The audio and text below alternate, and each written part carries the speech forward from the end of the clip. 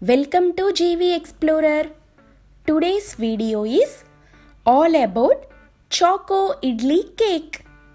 Whenever we talk about South Indian cuisine, one of the first dish that pop up in our mind is idli.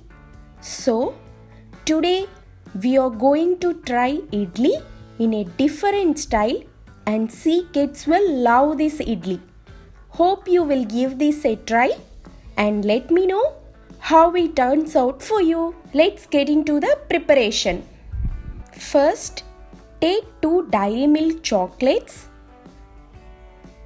and melt these chocolates into a liquid form.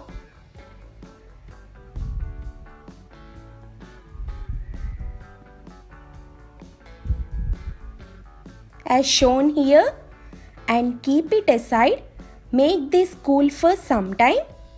In the meanwhile, take a mixie jar, add 1 packet of bourbon biscuits and grind this into a fine smooth powder. Now add the milk slowly, mix it well into a batter consistency. Now our batter is ready. Now take a idli molds and apply ghee on all the 4 sides. Now add the batter as a first layer. Now add the chocolate liquid on top of it as a second layer. Now add the third layer of batter again